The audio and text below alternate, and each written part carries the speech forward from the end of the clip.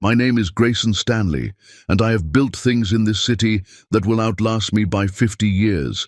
I have put my name on buildings between downtown Houston and the Galleria that altered the skyline permanently. I have closed deals that moved serious money through this city's economy and never lost a night's sleep over any of them. I am not a man given to doubt, to hesitation, or to the particular sentimentality that causes other men to look backward when they should be moving forward. But there is one decision I made at 27 years old that I have thought about every single day since. Her name is Ruby Layla. The phone call came on a Tuesday afternoon in March, 3 months before I saw her again. My assistant Priya knocked twice and told me there was an elderly woman on the line. Soft-spoken, she said, asking whether I remembered a girl named Ruby Layla. I had 4 calls queued behind a term sheet I was reviewing. I told Priya to take a number. Then I sat for 60 seconds staring at nothing on my desk and told her to put the call through. The woman's name was Dorothea Wynne. She introduced herself with the careful formality of someone uncertain they have the right to take up another person's time. She explained that she had found my office number through a chain of Houston connections so long and improbable it could only exist in a city that still remembers when it was smaller. I told her the how didn't matter. I asked what was on her mind. She told me about Ruby. Not the Ruby I had carried in my memory for 11 years. Not the 25-year-old who had driven out of Houston with a scholarship and $60 and a silence so final it felt like a door sealed from the inside. Dorothea told me about the Ruby who had existed in the years since. An architecture firm called Layla Studio, built from a single rented desk in a shared Austin office. Commercial renovation contracts won without a single referral from anyone who already knew her name. And 8 years of quiet monthly wire transfers arriving in Dorothea's bank account without announcement, without expectation, without a word to anyone who might have offered Ruby recognition for it. She paid off my house, Dorothea said, the one on Belfort Avenue in South Park. 8 years, every single month. She never told a living soul. I said nothing. I am not well, Dorothea continued, and I have children who have not been what children ought to be. I worry about that house when I'm gone. I thought someone should know what Ruby did for me. A pause. I thought someone should know the kind of woman she is. She thanked me for my time and ended the call. I thought about that conversation every day for 3 months, not obsessively. I am not built for obsession, but in the way that certain truths surface in the quiet margins of a busy life, when the work goes still, and there is nothing between you and the thing you have been carefully not examining. For 11 years, I had told myself that Ruby Layla had moved on completely, had rebuilt herself so thoroughly that Houston was simply a city she had once passed through. Dorothea's phone call did not disprove that. It told me something more important. Ruby had spent 11 years being exactly who she had always been, quietly and without witness, and this city had no real understanding of what it had allowed to walk out the door. The morning of the funeral, I drove to Bradshaw Carter Memorial on West Alabama Street. It was a Thursday in June, the Houston heat already absolute before 9 in the morning.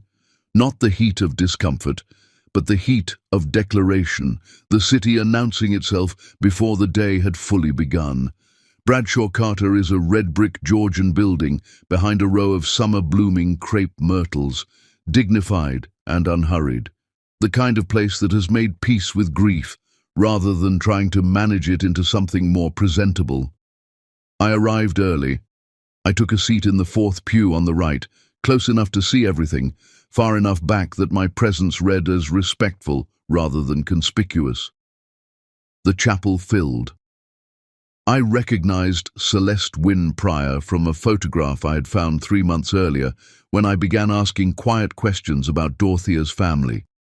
Eldest daughter, 52 years old, composed in the way of a woman who had been rehearsing this occasion for some time. She moved through the front of the chapel with the practiced warmth of someone receiving guests at an event she had organized, rather than mourning a woman she had lost. I kept my eyes on the rear entrance. She came in 12 minutes late. Ruby Layla walked through the back door, and I knew her before I had finished processing what I was seeing. 11 years change a face, settle it into its definitive form, add weight to the eyes, give the posture the authority that accumulates in someone who has been making real decisions and living inside their full consequences. But there are things in a person that do not change. The way Ruby carried herself was exactly as I remembered: straight spine, chin level, shoulders set with the deliberateness of a woman who had understood in the parking lot that this room would be difficult and had resolved before she reached the door that it would not move her. She wore a dark dress and a coat slightly too large at the shoulders, worn for meaning rather than fit. She held a printed program in both hands, not the one being distributed at the entrance, but one she had clearly made herself. I understood immediately. I understood, watching her face register the rearranged flowers, the replaced program, the absence of her name from every surface, that she had organized and financed far more than a document. She took the last pew alone. She said nothing. Celeste took the podium and spoke about her mother with the polished ease of someone describing a relationship that bore little resemblance to what had actually existed between them. Ruby sat with her hands folded and her expression arranged into the specific composure that is not peace, but the sustained muscular decision to perform it, because the alternative is to give someone exactly what they came for. Then Celeste said it. Into the microphone clearly with the chapel at full capacity, she said that Dorothea's one abiding regret had been her lifelong habit of opening her home to strays who never developed the basic decency to be grateful. The room went still, the way rooms go still when something irreversible has been spoken in front of witnesses. I looked at Celeste first. She returned to her seat with the composed expression of a woman satisfied with the precision of her damage. Then I turned. Ruby's hands were trembling, imperceptibly, not in any way the room could detect. But I was 6 feet away and I could see the controlled tension in her knuckles, the disciplined stillness she was imposing on every visible surface of herself. She looked at the floor. She drew one slow breath, not for oxygen, but for the 3 seconds required to make a decision. Then she stood. She was not making a scene. She was leaving. There is a profound and particular dignity in understanding the difference between those two choices, and Ruby Layla had always possessed that understanding more completely than anyone I had ever known.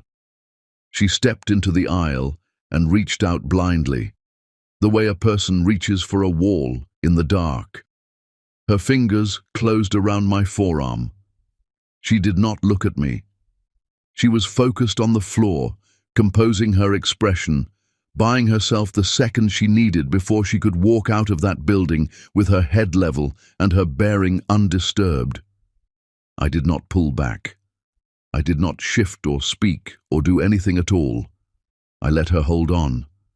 I sat there with her hand on my arm, and I thought about a woman who had tracked down my office number from a hospice bed because she wanted someone to know what Ruby had done for her, quietly, for 8 years, without telling a single person. I thought about every one of those wire transfers arriving on the 1st of the month into the account of a woman whose own children visited on holidays and left early. I thought about a 25-year-old driving out of this city with $60 and a scholarship and a sealed door behind her, and the 11 years of extraordinary, unwitnessed work she had built on the other side of it. Ruby's grip eased. She steadied herself. She lifted her chin. I kept my arm exactly where it was and said quietly enough that only she could hear, "Don't. You don't have to move." She went completely still. She did not look at me. Not yet. But she stayed. We sat through the closing prayer side by side, Two people who had not spoken in 11 years, in a room where one woman had just tried to erase the other in front of everyone she had ever known. When the final words were spoken, I saw Celeste Wynne Pryor's gaze cross the chapel and find Ruby. She smiled, composed and unhurried. The smile of a woman who considers a matter satisfactorily resolved. I had seen that smile in boardrooms. I knew exactly what it contained. It meant, this is not finished. Ruby stood and moved toward the back door with the quiet purpose of a woman who has long understood that composure is not the absence of feeling. It is the decision to feel everything on your own terms, in your own time, in a room where no one is permitted to watch. I let her reach the door first. Then I followed her out into the Houston heat and called her name across the parking lot. She stopped walking. That was how it began, not with a plan, not with the speech I had half rehearsed for 11 years, with a woman's hand on my arm in the dark, and the only decision that mattered, to hold still and let her hold on. Some things are that simple. Most of the important ones are. Chapter 2. Both names, like it used to be. I called her name across the parking lot and she stopped walking. Not immediately. There was a half-second delay, the kind that tells you a person heard, processed, and then made a conscious decision about whether to keep moving. She chose to stop. I took that as the only encouragement I had any right to expect, and I crossed the asphalt toward her. The June heat was absolute. The crepe myrtles along the Bradshaw Carter driveway stood in full bloom, their blossoms heavy and motionless in the airless afternoon. Ruby had her back to me, dark coat folded over one arm, shoulders set, posture as deliberate as everything else about her. She did not turn around immediately. She gave herself a moment first. I recognized that, understood it, and waited. When she turned, I saw her face in full daylight for the first time in 11 years. I had spent portions of those 11 years reminding myself that memory is an unreliable curator. That the version of Ruby Layla I carried in my mind was the idealized construction of a man who had made a grave error and needed to believe the loss was proportionate to the guilt. I had told myself this with reasonable conviction. Standing in that parking lot, I understood I had been wrong. She looked at me with an expression I can only describe as preemptive. She had already decided before I opened my mouth exactly how much of herself she intended to offer this conversation. The answer was almost nothing, and she had the composure to hold that line without making it cruel. "Grayson," she said, not a greeting, an acknowledgement, precise and bounded, communicating that she knew who I was and had decided not to pretend otherwise. "Ruby Layla," I said. Something moved across her face, brief and involuntary, and then gone, the way a door opens a fraction before a careful hand pulls it shut. I had always called her both names, from the first week I knew her, when we were young and living in adjacent circumstances on Mandel Street in Montrose. She, in a rented room, me 3 blocks away in the house my parents were renting before my father's circumstances changed everything. I had called her Ruby Layla, the way you say a name when you mean it as a complete and irreducible thing, rather than a label attached for convenience. Nobody had said it that way to her in years. I could see that plainly in her face before she reassembled her expression. "I have to go," she said. "5 minutes," I said. "Please." She looked at me for a long moment with the assessing steadiness of someone calculating the precise cost of what is being asked. Then she moved to a low stone wall at the edge of the parking lot, away from the people still filtering through the chapel's front doors, and she sat. She did not invite me to sit beside her. I sat beside her anyway, leaving a careful distance between us, and I began. I had rehearsed some version of this conversation in the margins of 11 years, not obsessively. I had not spent a decade scripting speeches to a woman who had built a full life without me and wanted nothing from my regret. But in the way that unresolved things surfaced during the quiet, unguarded hours, I had turned the shape of what I should have said over and over in my mind.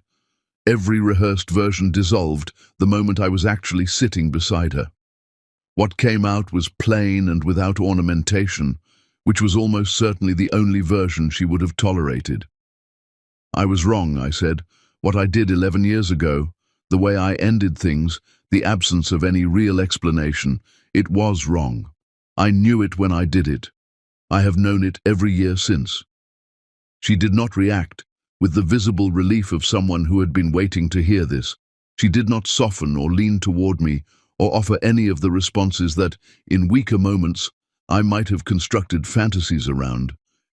She looked at the parking lot. She let the silence hold its full weight. "Why are you here?" she said finally. "At Dorothea's funeral." "You didn't know Dorothea?" "She called me," I said. Ruby turned and looked at me directly for the first time. I told her everything. The phone call in March, Dorothea's careful introduction, the chain of connection that had led her to my office number, what she had told me, the wire transfers. 8 years, the house on Belfort Avenue in South Park. The fact that Ruby had never said a word to anyone about any of it. Ruby looked away. A muscle moved in her jaw. "She had no business doing that," she said quietly. "She was dying," I said, "and she wanted someone to know who you were. I think she chose me deliberately. I think Dorothea Wynne was considerably more strategic than either of us recognized while she was alive." Ruby said nothing for a moment. Then, so quietly I nearly missed it, "She never said a word to me. She knew you would have told her to stop." A long pause. Ruby pressed her lips together and looked at the crepe myrtle blossoms overhead. I watched her absorb it. The knowledge that the woman she had spent 8 years quietly caring for had spent her final months quietly caring back in the only way available to her. It was not a simple thing to receive. For a woman who had constructed her entire adult life around self-sufficiency, being seen, truly known, witnessed and considered was not a comfortable experience. It cost her something to sit with it, and she did not try to conceal that cost from me, which told me more about the progress we had made in 10 minutes than anything either of us had said. She straightened her posture. Decision made. "What do you want, Grayson?" It was a direct question, and she deserved a direct answer. "Nothing today," I said. "Today I wanted to be in that building because Dorothea asked me to be, in her own way. That is the entirety of it." She studied me with the focused attention of a woman assessing a structure for concealed flaws. It was, I would come to understand this fully later, precisely how she approached everything that genuinely mattered to her, methodically, without sentiment obscuring her judgment. "You built something," she said. It was not quite a question. "My father made a land deal in 2006 that changed our circumstances. I built on what he created. Commercial real estate, mixed-use development primarily, some acquisitions. We have assets between downtown and the Galleria corridor." She nodded slowly, filing it away with the efficiency of someone who processes information cleanly and without waste. I thought about what I knew of Ruby's trajectory, what Dorothea had told me, and what I had found in the months since. Layla Studio, the architecture firm she had built in Austin around commercial renovation and historic preservation work. The kind of practice that requires not only technical mastery, but a genuine reverence for the history embedded in old materials, the belief that what came before deserves to be understood before it is altered. 18 months earlier, she had completed a rehabilitation of a 1940s commercial block near the University of Texas campus that the city had been scheduled to demolish. The project had been written about in an architectural journal I had not previously read and had been reading with some regularity in the months since. "Your firm," I said. "Layla Studio, the Nueces Street project in Austin, the 1940s block near UT, I read about it." She looked at me with a sharpness that was not quite suspicion and not quite surprise, but something precisely between them. That was published in an architectural trade journal, she said. I know, I said. I read it there. You read architectural trade journals? Since approximately 14 months ago, I said. She held my gaze for a moment. Something moved across her face, brief and involuntary, caught and released before it could develop into anything she hadn't authorized. That is a strange thing to admit, she said. I am attempting not to be dishonest with you, I said. I believe I exhausted my allocation of dishonesty 11 years ago. She looked away. The parking lot was nearly empty now. The last of the mourners had dispersed into the thick afternoon. Inside Bradshaw Carter, Celeste Wynne Pryor would be accepting the final condolences, collecting the last returns on the performance she had delivered at that podium.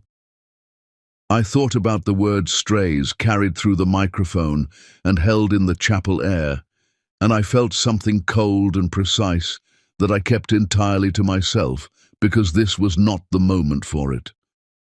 Ruby stood. I appreciate you being there, she said. Inside, She paused, finding the honest version rather than the easy one. Having something solid to hold for a moment. I want you to know I'm aware of what that was. The precision of her gratitude was completely characteristic.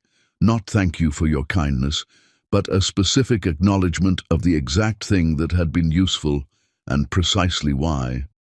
Ruby Layla had never been imprecise about anything that carried genuine weight. You're staying in Houston through the week, I said. Through Friday. If anything comes up while you're here, anything you need, I'd like you to call me. She regarded me with that same level, assessing quality. I'm not fragile, Grayson. I know that, I said. I have always known that. I'm not offering because I think you require managing. I'm offering because I would like to be useful to you if the opportunity presents itself. Those are meaningfully different things. She considered that distinction for a moment. Then she put on her coat, an almost deliberate act given the temperature, a small assertion of self-possession, and straightened it with two precise adjustments. I'll think about it, she said. She walked to her rental car and drove out of the Bradshaw Carter lot without looking back. I stood in the afternoon heat and watched her turn onto West Alabama and disappear into the thick golden light of a Houston summer afternoon. I stood there for a while, across the city, in South Park, on a modest street named for a Second World War battle. There was a house that Ruby Layla had paid off over 8 years and never once mentioned to a living soul. A dying woman had wanted someone to know. She had chosen me from all the people she could have called. I thought about the word deliberate and everything it contained. Then I walked to my car and drove back to Louisiana Street and sat in my office for the remainder of the afternoon without reviewing a single document, which was, if I am being honest, the most productive afternoon I had spent in years. Chapter 3. What I Should Have Said at 27. She called me the following morning. I was on the ramp to the Southwest Freeway when her name appeared on the screen. I had entered her number the previous afternoon from the small cream-colored business card she had produced from her coat pocket with the reluctance of someone offering something they are not yet certain the other person has earned, a card that read simply, Ruby Layla / Layla Studio / Austin, Texas. No tagline, no description of services. The restraint of it was entirely in keeping with everything I remembered about her. I answered before the second ring completed. I want to walk somewhere, she said. Quiet, not crowded. Do you know anywhere near Midtown that works at 8 in the morning? I knew exactly where. 30 minutes later, we were on the hike and bike trail along Buffalo Bayou, west of Shepherd Drive, moving at the unhurried pace of two people who have agreed, without stating it, that the destination is beside the point. The morning light came off the water in long, flat plains. A pair of kayakers moved downstream in easy silence. Somewhere above us on the War Drive Bridge, the Mexican free-tailed bat colony was settling in for the day after a night's hunting. Nearly 500,000 animals folded into the bridge's expansion joints, invisible and improbable, and entirely, verifiably real. I had always found something clarifying about that fact. Things of tremendous scale can exist in plain sight and go completely unnoticed by people with other things on their minds. Ruby walked with her hands in her jacket pockets.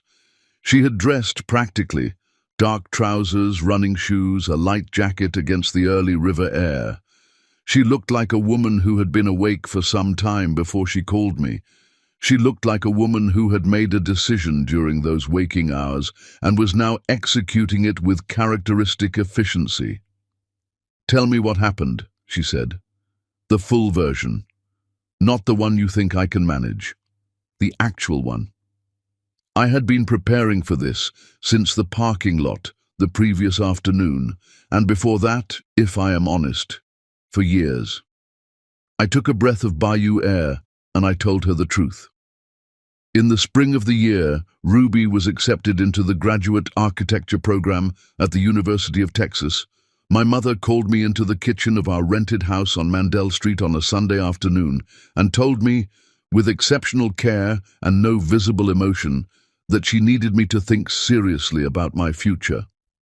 Norma Stanley has never required volume. She has never needed to raise her voice because she has always understood that the most durable influence is the kind that does not announce itself as pressure.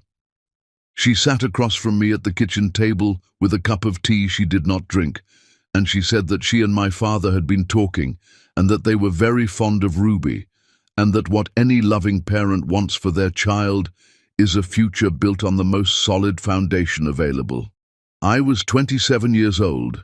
My father's land deal had closed the previous year. The Stanley family had moved from Mandel Street to a rented house in West University Place, while we tried to understand what the changed circumstances actually meant and who we were allowed to become inside them. My mother was in the early stages of that understanding, already beginning to construct, with the patience and precision she brought to everything, a version of the Stanley name that matched the version of the future she could now see. She was not malicious. I want to be precise about this because it matters. She was not a cruel woman acting from cruelty. She was an ambitious woman acting from ambition, and in that particular moment, those two things produced an identical result. She did not say Ruby was wrong for me because Ruby was black. My mother was far too careful for that directness, and she would have rejected the characterization entirely. What she said was that Ruby had no safety net, no established family connections, no social footing in the circles the Stanley family was beginning to occupy. She said that love was not practical architecture, that sentiment alone could not bear the structural load of a lasting life. She said that a woman of Ruby's background would always be reaching towards something, and that I would spend my years as the destination she was reaching for, rather than as a partner she had chosen from equal ground. She said all of this with tremendous gentleness. That was the most disorienting part. My Aunt Patrice was considerably less refined in her delivery. She told me at a family dinner 3 weeks later that a man in my new position needed to exercise judgment about the impression created by his associations. She used the word impression with the casual ease of someone who has never been required to examine it. I listened to both of them. I formulated objections in my mind that I did not voice. I told myself I was being mature, giving the arguments proper consideration before dismissing them. I told myself I was protecting Ruby from a family that was not ready for her.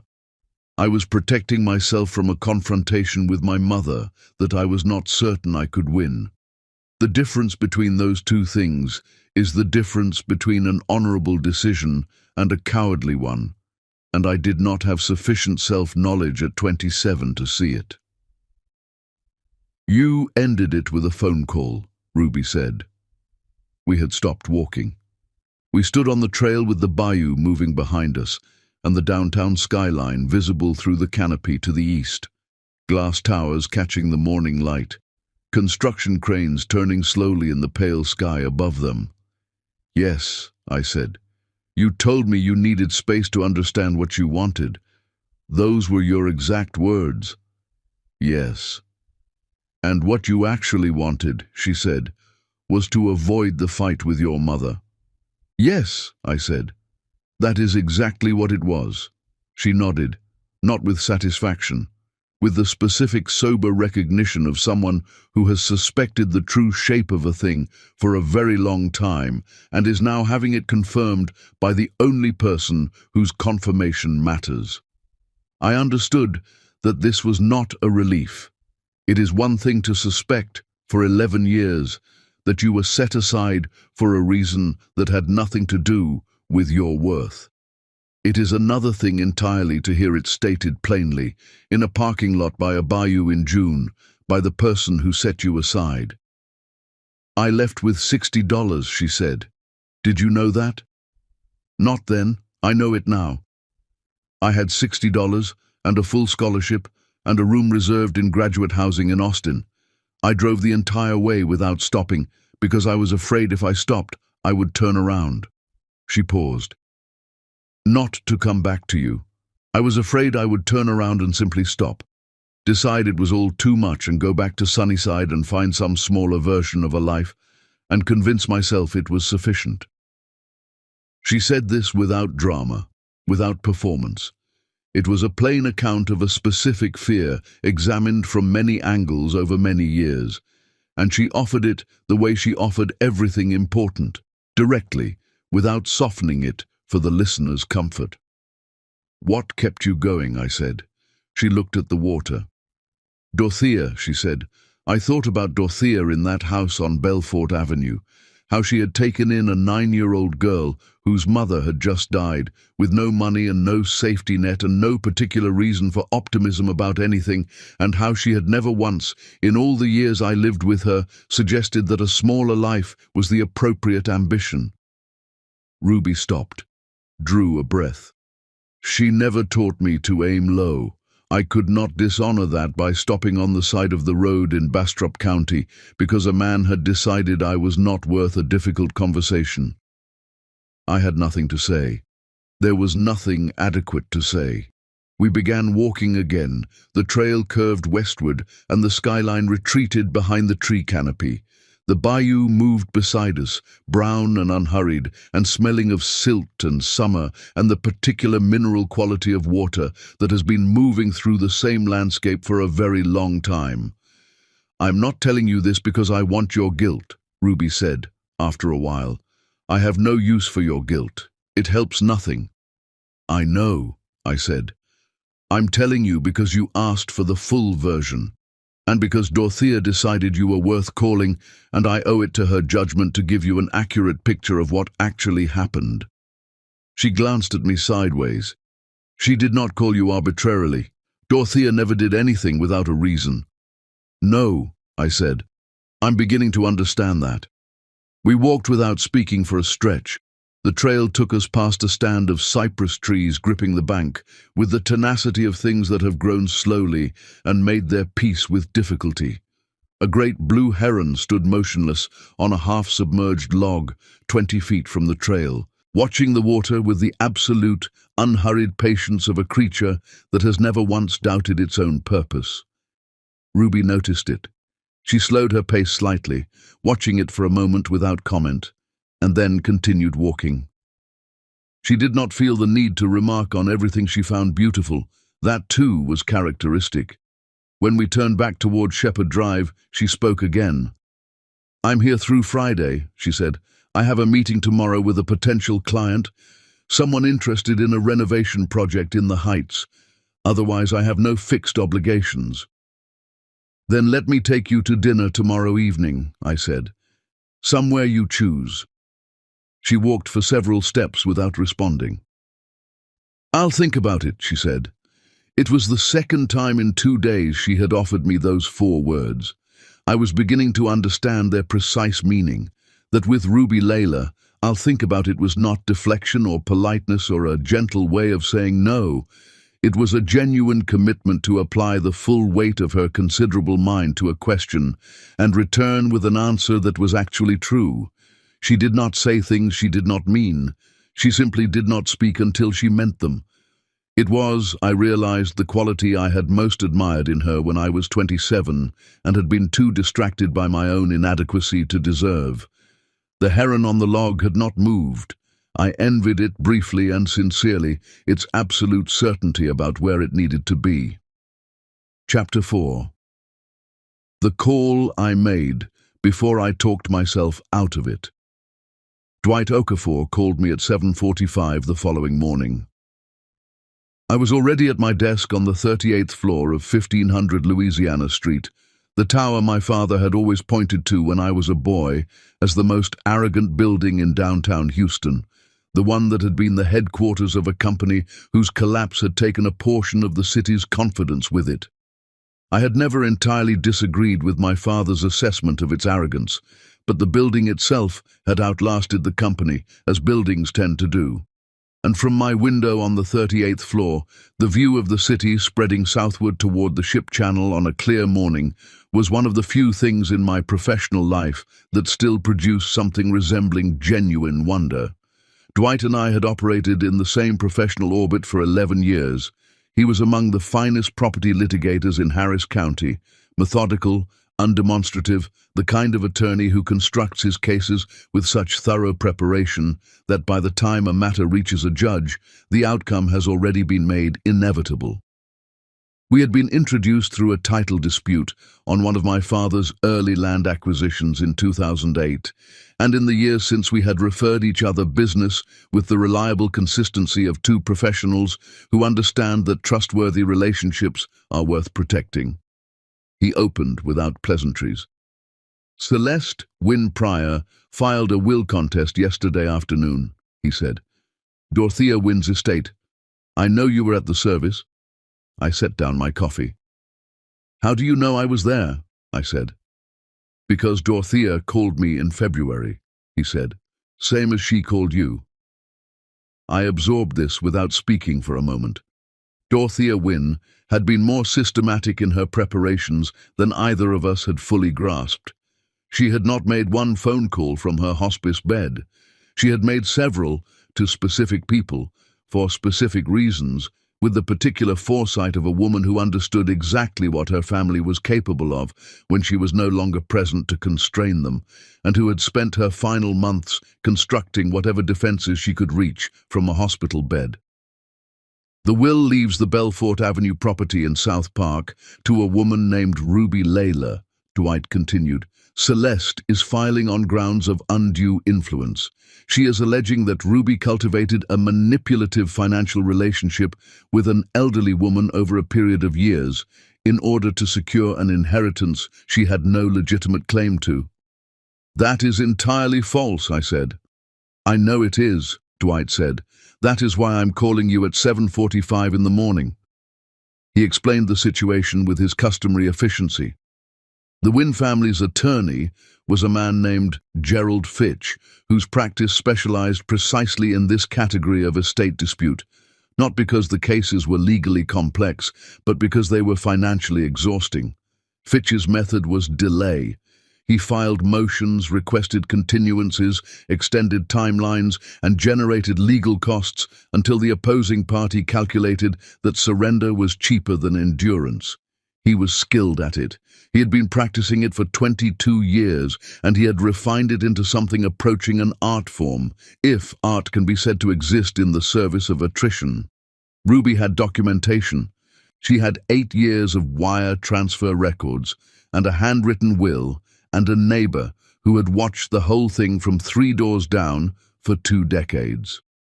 What she did not have was a Harris County attorney who knew Gerald Fitch's methods intimately enough to counter them before they accumulated into an insurmountable weight of delay and expense. Does she know yet? I said. Fitch's office contacted her yesterday evening, Dwight said. I imagine she is sitting with it this morning.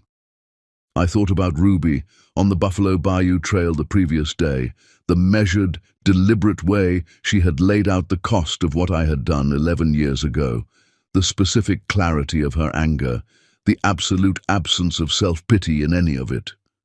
I thought about the $60 and the scholarship and the decision she had made at the side of the road in Bastrop County to keep driving. I thought about 8 years of wire transfers and a house on Belfort Avenue that she had paid off in silence and then said nothing about to anyone. "I want to connect her with you," I said. "That is why I called," Dwight said. "I will not bill her my standard rate. Dorothea asked me in February to be available if it came to this. I gave her my word." "She built quite a network," I said. "She was a remarkable woman," Dwight said, simply and without elaboration. "Get Ruby to call me." I ended the call and sat for a moment at my desk with the city laid out below me. The morning traffic on Louisiana Street, the pedestrians moving along the sidewalk toward the underground tunnel entrances that connected downtown's towers, the ordinary Tuesday machinery of a city going about its business with no awareness of the legal instrument that had been filed the previous afternoon against a woman who had done nothing except honor a promise to someone who needed her. I opened Ruby's contact on my phone. I looked at it. There is a version of this moment in which I talked myself out of calling. I can reconstruct it easily. She had told me she didn't need anything from me. I had been in her life for less than 48 hours after an 11-year absence. Calling this soon would read as the performative helpfulness of a man who wants to feel necessary rather than the genuine concern of one who actually is. The arguments were available and they had a certain reasonable quality to them. I called her before I could finish making them. She answered on the 4th ring. Her voice was flat and controlled in the specific register voices reach when a person has been crying, has decided they are finished with that, and has imposed a deliberate steadiness over whatever remains. "I know about the will contest," I said. A brief silence. "Of course you do," she said. There was no warmth in it, but she didn't hang up, and I registered that as precisely the thing it was. Not an invitation, but an open door left unlocked. "I want to connect you with someone," I said. "A property litigator named Dwight Okafor. He is among the best in Harris County for exactly this kind of matter, and he is prepared to take your case at a substantially reduced rate, because Dorothea specifically asked him to be available if this happened." Another silence, longer this time. "Dorothea asked him," she said. "In February, she called me in March. She was thorough, Ruby. She was building something from that bed." She was quiet long enough that I counted the seconds without intending to. 8, 9, 10. "She never said a word to me," Ruby said. Her voice was not broken. Ruby Layla did not break in front of other people. I was coming to understand this as a fixed and fundamental characteristic of her nature. But something moved underneath the steadiness of it. Something that was grief and gratitude wound so tightly together they had become a single, complex thing. "She knew you would have told her it wasn't necessary," I said. "It isn't necessary. I have resources. I can manage a legal dispute." "A prolonged Harris County will contest against an attorney who has been practicing delay tactics for over 2 decades, I said carefully. "While managing an active practice in Austin is a different matter than a straightforward legal dispute. Dwight has been on the opposing side of Gerald Fitch twice in the past 6 years. He won both times. That knowledge has specific and significant value that cannot be acquired quickly." A pause. I could hear her making the calculation, not emotionally, but practically, the way she approached every problem that mattered to her. "What does this Dwight Okafor want from me?" she said. "A conversation. Today, if possible. He will come to wherever you are staying." "I'm at a rental on Alameda Road in Midtown," she said, "near the old Alabama Theater. I'll give him your number." "Grayson." Her voice shifted, not softer, but more deliberate, the way a person speaks when they are being precise about something that matters to them. I want to be clear about something before we go any further. Tell me, I said. I am willing to speak with your attorney because Dorothea trusted him, and because the practical case you just made is sound. That is the complete reason. I am not agreeing to this because I owe you something, or because I'm comfortable being a situation that you manage. I understand that, I said. I need you to actually understand it, she said, not just say it. Ruby, I said. I watched you walk into a chapel yesterday where someone had removed your name from every surface and rearranged everything you paid for, and you sat in the last pew and said nothing and held yourself together without asking anyone for anything. I am not operating under any illusion about the kind of woman I am speaking to. I have never once confused your quietness for weakness, not 11 years ago, and not now. A silence. Then simply, all right. I'll text you his number within the hour. She ended the call without a closing word, which I had anticipated. I sat at my 38th floor desk and looked out at the city and thought about a woman on Almeida Road, opening her phone to a text from a man she had every reason not to trust, and choosing, carefully, with full awareness of the risk, to make one measured step forward anyway. My phone rang 20 minutes later, my mother's name on the screen. I had been expecting this call since the previous afternoon, since the moment I had sat down beside Ruby Layla in the fourth pew of Bradshaw Carter Memorial, and someone in that chapel had made note of it and begun composing a message.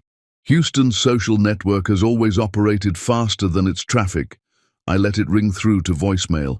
I was not ready for that conversation. But I understood, sitting at my desk with the city spread below me and a woman across town opening her phone, that ready or not, it was coming. Some conversations do not wait for you to feel prepared. They simply arrive and require you to decide, in real time, who you intend to be. I had spent 11 years being the wrong answer to that question. I did not intend to spend any more time that way. Chapter 5. She told me everything I deserved to hear. She chose the restaurant herself, as I had asked her to. At 4 in the afternoon, she sent a text with an address on Westheimer Road in the Upper Kirby district. A quietly established place with dark wood tables and a kitchen that took its ingredients seriously without requiring its guests to perform the same. No valet, no ambient music calibrated to communicate sophistication. A restaurant chosen by someone who wanted good food and a conversation that could be heard without effort. It was, like every decision I had observed Ruby Layla make, precisely calibrated to its actual purpose rather than to any impression it might create. I arrived 7 minutes early. She arrived exactly on time. She wore a dark linen dress and her hair pulled back with the practical simplicity of a woman who had dressed with care rather than for effect.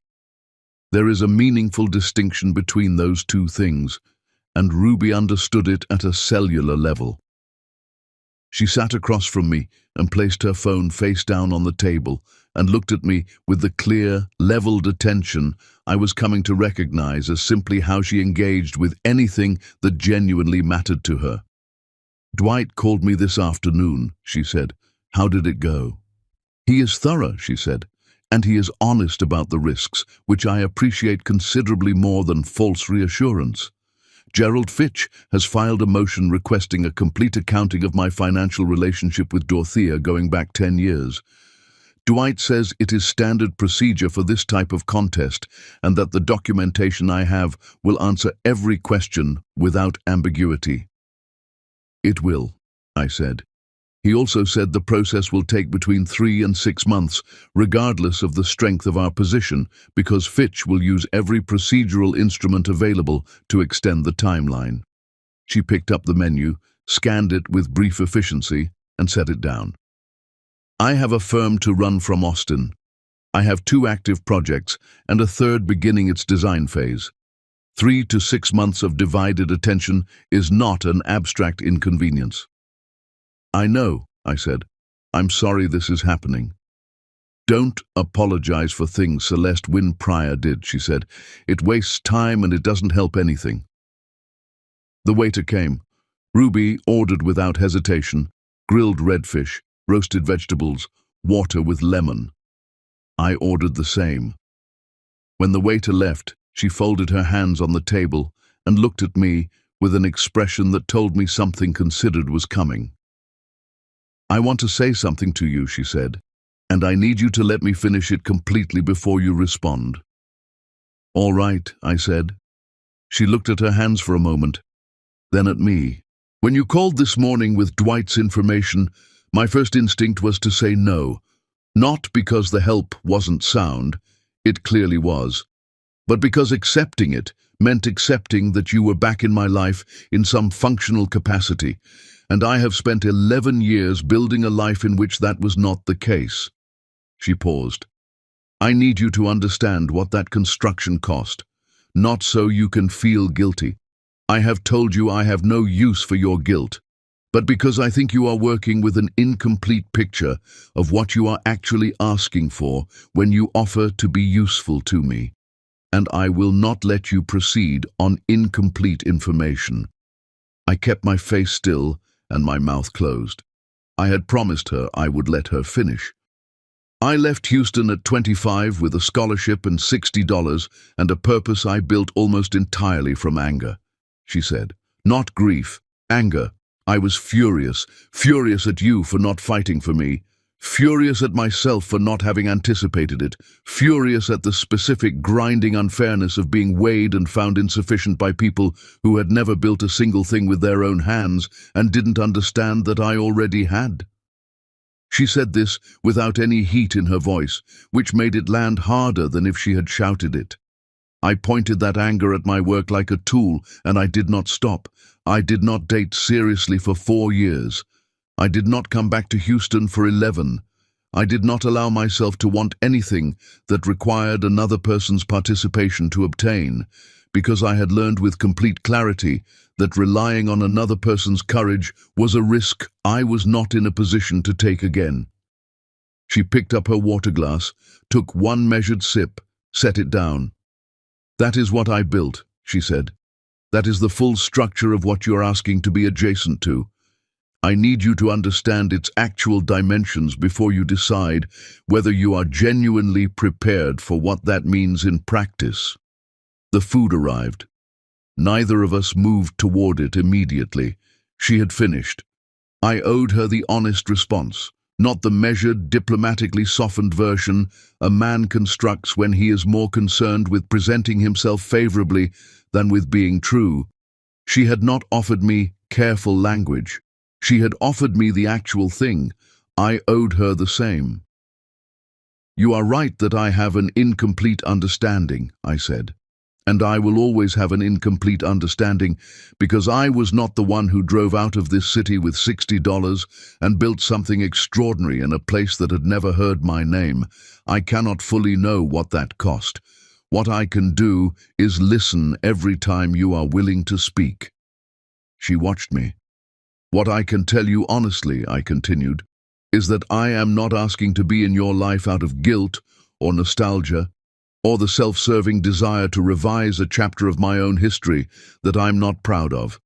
I'm asking because I have spent 11 years building something materially significant and discovering, with increasing and uncomfortable clarity, that the significance does not reach me the way I expected it to. I'm asking because a woman called me from a hospice bed to tell me about someone who had paid off her house for 8 years without telling anyone, and something in me understood immediately. Not gradually, not after consideration, but immediately, that I had let something irreplaceable walk out of my life, and that I had been too young and too cowardly to know it in time to stop it. I stopped. I am not asking you to forgive me, I said. I am asking you to let me be useful. Those are different requests. I mean the second one precisely and without any hidden terms. Ruby looked at me for a long moment.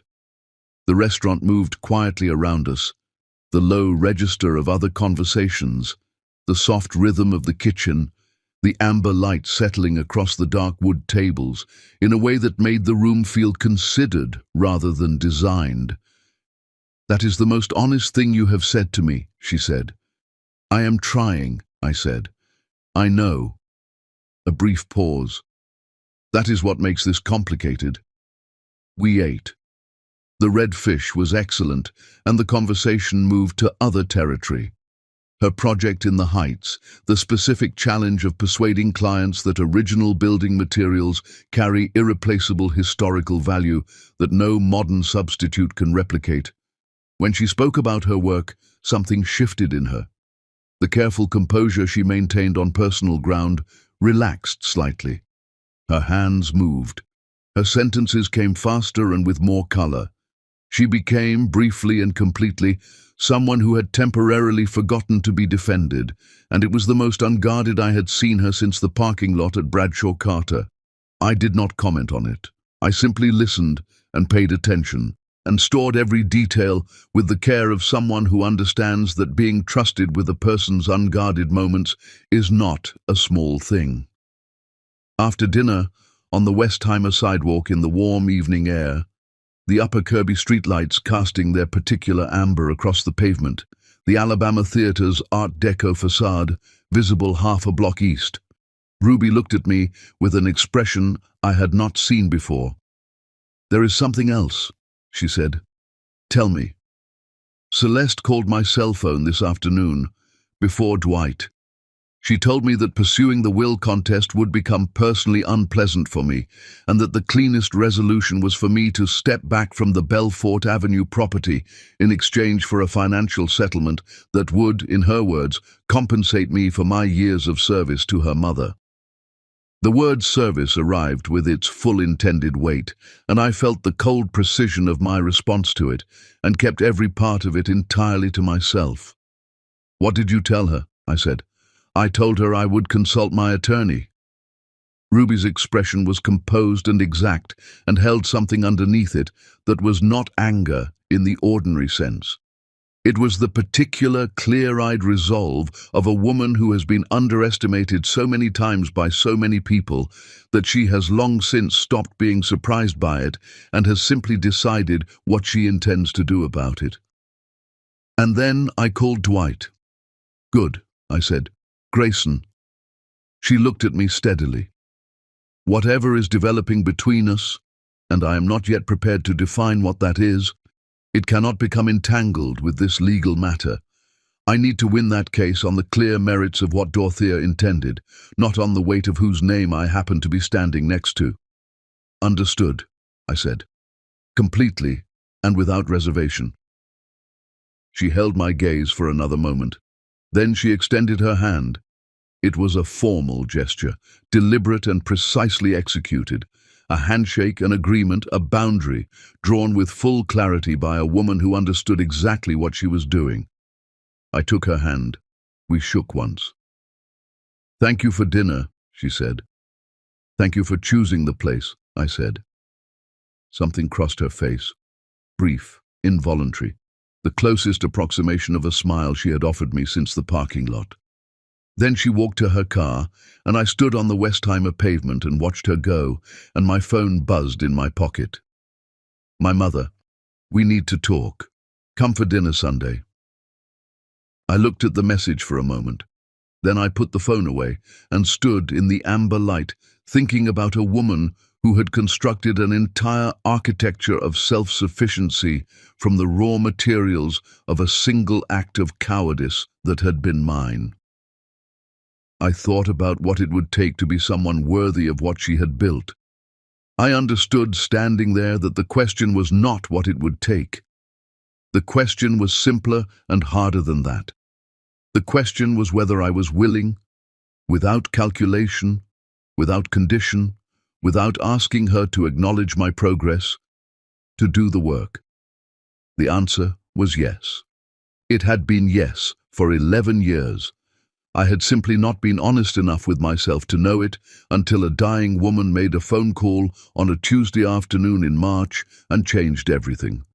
Chapter 6. Both sides draw their lines.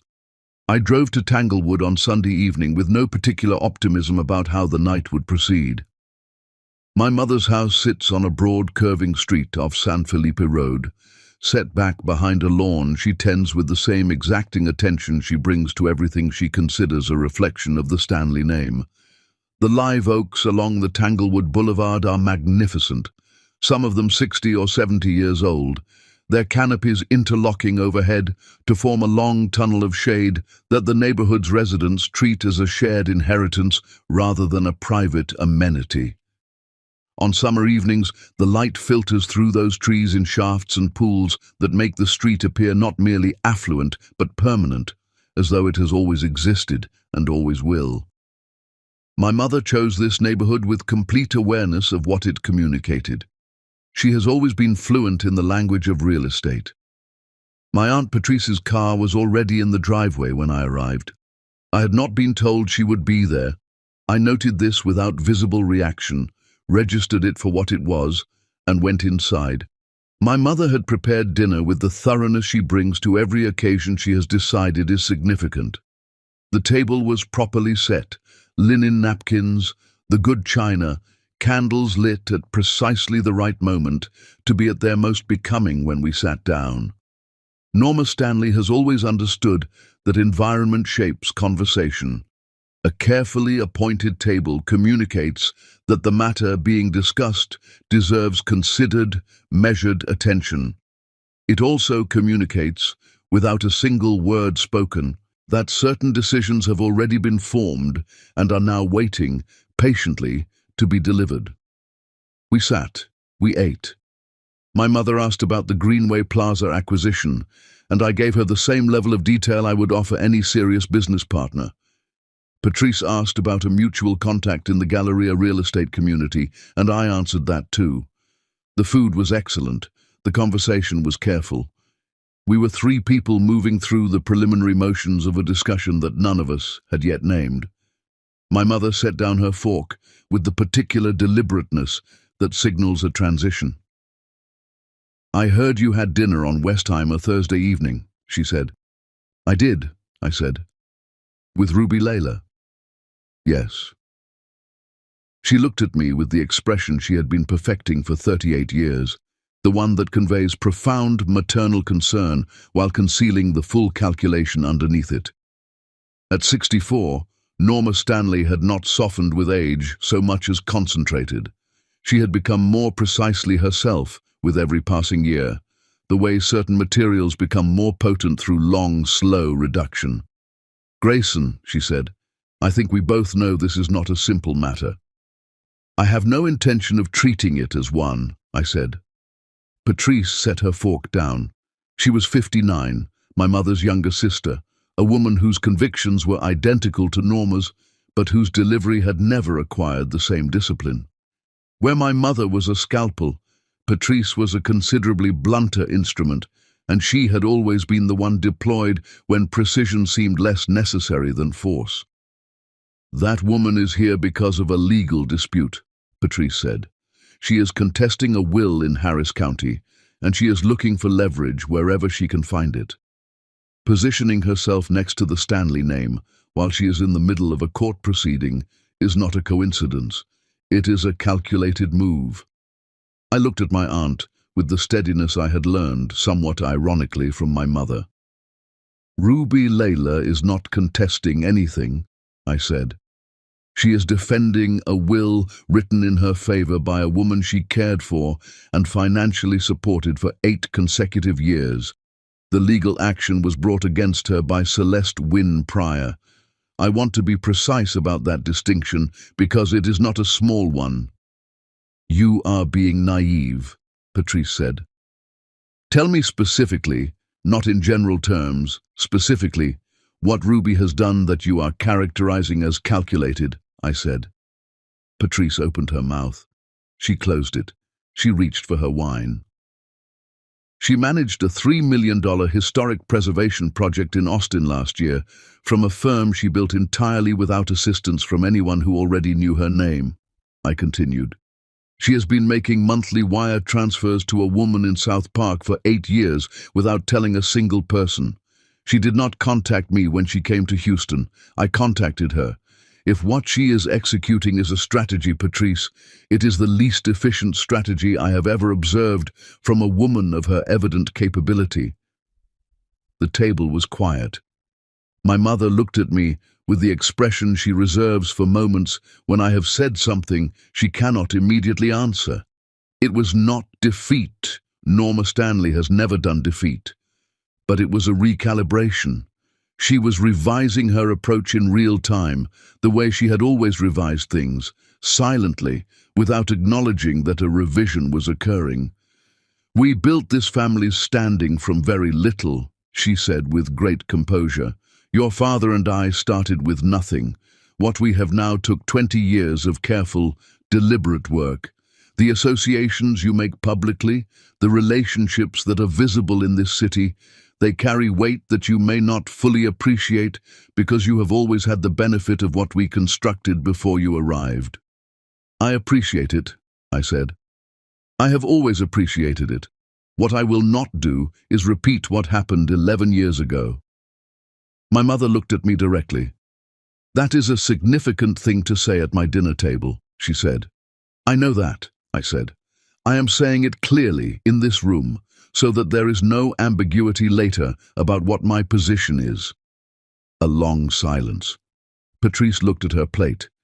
My mother looked at me with the expression of a woman encountering a version of her son she had not previously had occasion to meet and was not certain what to do with. I did not fill the silence for her. I let it hold exactly as long as it needed to. I left Tanglewood at 9:30 and drove home through the upper Kirby streets, past the Amber District signage, past the Westheimer restaurant where Ruby and I had sat 3 nights earlier with our phones face down and the honest weight of things said plainly between us. I called Ruby when I got home. She answered on the second ring. "How was your evening?" I said. A brief pause. She had expected something else as an opening. "Productive," she said.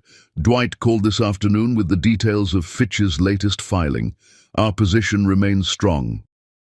"And personally," I said, "how are you?" A longer pause. "Denise came by," she said. "My cousin. She drove over from Sunnyside and sat at my kitchen table for 2 hours and gave me every reason, in considerable detail, why trusting you again is a decision I am going to regret." I absorbed this. "What did you tell her?" I said. "I told her I don't make decisions based on fear," Ruby said, "and that I would make my own assessment on my own timeline." "That sounds like you," I said. "Denise is not wrong to be careful," Ruby said. "I want you to understand that. She has watched me from a distance for 11 years, and she knows exactly what that year cost me. Her caution is not irrational. It is love expressing itself the only way it knows how when it is afraid." "I know," I said. "She loves you. She's doing what people do when they are watching someone they love consider a risk that has already hurt them once." Ruby was quiet for a moment. "How did your family dinner go?" she said. My mother was composed and strategic. Patrice was less so. I said what I needed to say. Which was? That I would not be repeating the decisions of 11 years ago. A long silence. Outside my window, the Houston night was thick and warm, the city lights spreading south toward the ship channel in a long amber reach. "Grayson," Ruby said carefully, "both our families are going to continue having opinions about this situation." "Yes," I said, "and the legal proceeding is going to generate its own pressure for the next several months." "Yes. I need to know," she said, "that you can hold your position under sustained ordinary pressure, not in a dramatic confrontation where the right choice is obvious and there is an audience watching. In the accumulative, unglamorous pressure of weeks passing and people expressing their concerns, and the situation requiring you to simply remain consistent when there is nothing heroic about it and no one is paying particular attention." It was the most exact articulation of what she needed from me that she had yet offered. She was not asking whether I loved her. She was asking something more demanding and more specific than that. She was asking whether I was built for the long, quiet, unwitnessed work of being someone she could actually rely on. "Yes," I said, "I can hold it." "I'm going to hold you to that," she said. "I know," I said. "I am counting on it." She said goodnight, and the call ended. I sat in my chair by the window for a long time, looking out at the city my father had made his fortune in, and my mother had shaped a name in, and Ruby Layla had left at 25 and returned to, 11 years later, for a funeral she had organized, and a house she had quietly paid for, and a conversation in a parking lot that neither of us had arranged. I thought about Denise Layla Birch at a kitchen table in Midtown. I thought about Norma Stanley at a dinner table in Tanglewood. Two women who loved different people, arriving from opposite directions at the same fear, that someone they cared for was about to be hurt by someone who had not yet demonstrated that they were capable of being better. They were not wrong to be afraid. The only answer to that fear was not a conversation. It was not a declaration made at a dinner table or a promise offered across a phone line in the dark. The only answer was time, consistent, unspectacular, accumulating time. The kind that does not ask to be acknowledged and does not require an audience and builds its case slowly through the weight of ordinary days conducted with honesty and care. I had wasted 11 years of it. I was finished wasting it. Chapter 7. The hallway at the courthouse. The will contest hearing was scheduled for a Tuesday morning in August, 6 weeks after Dorothea's funeral. 6 weeks is a compressed timeline for Harris County civil proceedings. Dwight had pushed for expedited scheduling on the grounds that the contested property was generating ongoing carrying costs and that the prolonged uncertainty was causing material, documentable harm to the named beneficiary. Gerald Fitch had objected. Delay was Fitch's primary instrument, and he deployed it with the reflexive ease of long habit.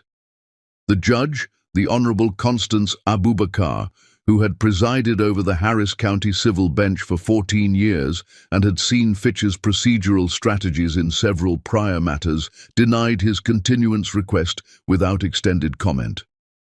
Dwight told me this with quiet satisfaction the evening the ruling came through. I woke at 5:30 the morning of the hearing and was at my desk by 6:45. I reviewed nothing. I sat with my coffee and watched the sunrise move across the east face of 1500 Louisiana, and I thought about a woman somewhere across the city who was preparing to walk into a courtroom and defend 8 years of faithful, unannounced love against a family that had decided to call it something else. I had no legal standing at that hearing. I had no role to perform inside that room. I had no professional or personal justification for being anywhere near the Harris County Civil Courts building at Fannin and Congress that morning. I drove there anyway. I had made my peace with that decision before I started the car. The Harris County Civil Courts building sits on the full block at Fannin and Congress in the oldest section of downtown Houston, a 6-story classical revival structure built in 1910 from pink Texas granite and light brown brick, with a central dome and Corinthian columns and a ring of carved stone eagles circling the dome's base. A $52 million restoration completed in 2012 returned it to something close to its original condition, though the building's essential character, solid, deliberate, the architecture of a city that had decided to take itself seriously, had never really left. It is the kind of building that makes you straighten slightly when you enter it, not from intimidation, but from some instinctive recognition that certain spaces carry the accumulated weight of consequential decisions and deserve to be treated accordingly. I arrived at 8:15 and found a seat in the second-floor public corridor outside the courtroom where the hearing would be held. The corridor was high-ceilinged and marble-floored, with tall windows overlooking Fannin Street and the morning traffic below.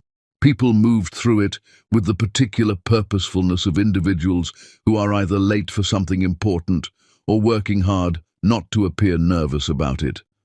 I was the only person sitting entirely still. Celeste Wynne Pryor arrived at 8:40, with 2 attorneys and 4 family members arranged around her with the coordinated visual presentation of a group that had discussed its appearance in advance. She wore a black dress and a composed expression, and she did not look in my direction, which told me she had seen me and calculated that acknowledging me served no tactical purpose. Ruby arrived at 8:55 with Dwight Okafor. I had not seen her in 2 weeks. We had spoken by phone, brief, practical conversations about the legal timeline and the documentation Dwight was assembling. She had been in Austin managing her firm through the disruption of divided attention, doing precisely what she had told me she would do, holding her position without complaint and without asking me to manage the weight of it for her. She looked composed, a dark blazer and tailored trousers, a leather portfolio under one arm, the matter-of-fact bearing of someone who has done the work and knows it. Dwight walked beside her, a tall, unhurried man in his late 40s who moved through the courthouse corridor with the particular ease of someone who has been in this building many times and has not once left it without having accomplished what he came to do. Ruby saw me when she reached the midpoint of the corridor. Her step did not change, her expression did not visibly shift, but she held my gaze for 2, 3 seconds, and in that brief, contained exchange was something I have thought about many times since. It was not surprise, it was not quite gratitude, though it contained elements of both. It was something closer to the acknowledgement of a fact she had not allowed herself to expect, and was now quietly incorporating into everything else she understood to be true. Then she went through the courtroom door with Dwight, and I returned to my corridor chair to wait. The hearing lasted 2 hours and 47 minutes. I know this because I watched the marble corridor clock with the specific, patient attention of a person who has nothing to do except exist in a space and wait for something he cannot influence to resolve itself. People moved through the corridor around me, attorneys with document carts, clerks on unhurried errands, a family navigating a different courtroom with the hollow-eyed look of people experiencing the worst week of their lives. A young man in a suit slightly too large for him sat across from me for 20 minutes, reading the same page of a legal document without appearing to absorb any of it.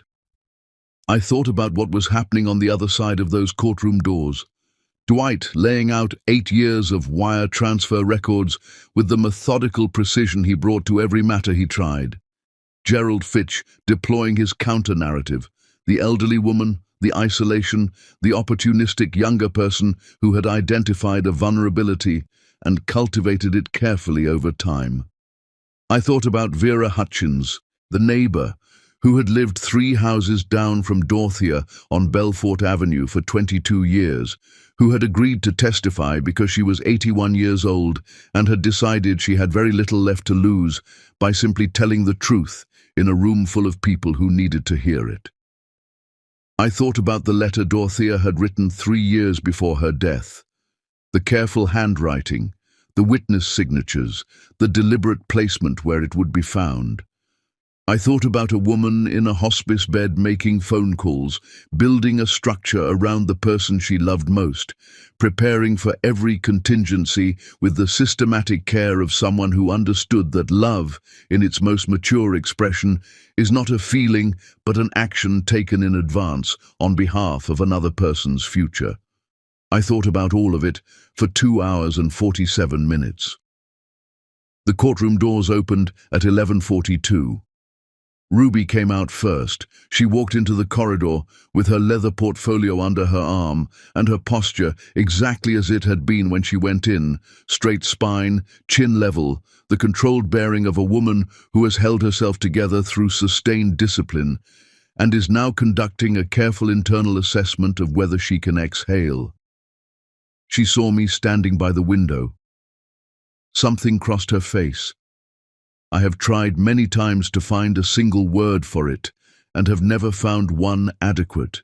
It was not relief, not surprise, not gratitude alone. It was something in the territory of being genuinely witnessed, of realizing that a person had occupied a corridor chair for nearly 3 hours, for no reason except that they chose to, and feeling the full specific weight of that choice arrive somewhere it mattered. I walked toward her. We met in the center of the corridor. "How did it go?" I said. "The judge has taken it under advisement," she said. "Dwight believes we will have a ruling within 2 weeks. He described the record as clean, which from Dwight means considerably more than it would from most people." "It is clean," I said. "It has always been clean." She looked at me steadily. "You have been here since before 9, she said. "Yes." "You had no reason to be here." "I had every reason to be here," I said. "I simply had no legal standing. Those are meaningfully different things." She held my gaze for a moment that contained more than either of us chose to put into words. Around us, the corridor conducted its ordinary business. Footsteps, voices, the distant administrative percussion of the building processing the day's proceedings. Then I saw Celeste Wynne Pryor emerge through the courtroom door. She stopped when she saw us standing together in the corridor. She looked at Ruby first, then at me, then at the two of us as a single assembled fact, present in the marble hallway of the Harris County Civil Courts building in a way she had not anticipated and could not immediately categorize. I watched her expression shift. Not dramatically. Celeste Wynne Pryor did not traffic in dramatic expression. What shifted was the quality of her attention. She was no longer looking at Ruby as an isolated problem. She was looking at a situation that had acquired a dimension she had not accounted for, and she was revising her response to it in real time. I held her gaze for precisely as long as it took to communicate that I had seen what she was doing and was entirely unimpressed by it. Then I returned my full attention to Ruby, deliberately and without haste, in a way that made clear where my attention belonged and intended to remain. "Come on," I said quietly. "I'll walk you out." We crossed the marble floor together toward the Fannin Street exit, past the tall windows and the carved eagles overhead, and the clock that had measured every minute of those 167. The morning light came through the glass in long, clear shafts that fell across the granite floor in precise rectangles, moving slowly with the sun. Outside, on the courthouse steps, Ruby stopped and looked up at the August sky for a moment. It was a small private gesture, the kind a person allows themselves when they are finally permitting a feeling that has been held at careful distance to arrive fully. "Dwight says we won," she said. Not with elation, with the gravity of someone receiving something they have been owed for a long time and are not yet certain they are permitted to fully claim. "Yes," I said.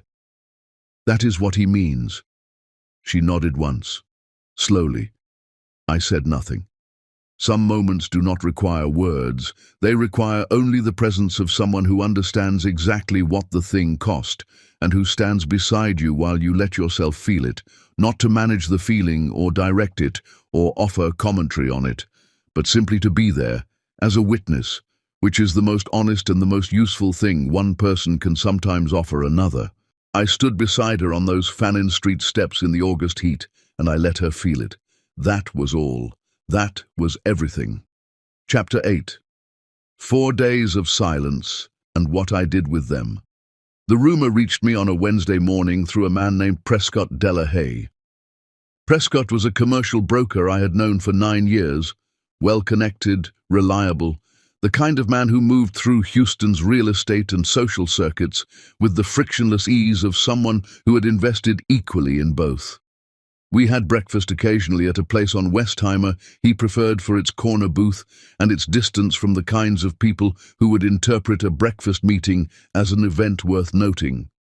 He called me on a Wednesday and said he had heard something the previous afternoon at a River Oaks lunch that he thought I deserved to know about before it reached me through a less considerate channel. He delivered it the way careful men deliver unwelcome information, with a brief acknowledgement of his own reluctance, an accounting of the source, and then the thing itself stated plainly enough that there was no ambiguity about its content or its intended damage. The story moving through certain Houston rooms was this. Ruby Layla had a documented history of cultivating relationships with vulnerable elderly individuals of means, manufacturing emotional dependency, and positioning herself to benefit financially when those individuals were no longer able to speak for themselves. The story further suggested that her return to Houston and her renewed proximity to me specifically was not coincidental but strategic, an extension of the same pattern applied now to a different category of target. I thanked Prescott. I ended the call. I sat at my desk on the 38th floor of 1500 Louisiana and looked at the city for a long time without processing any of what I was seeing.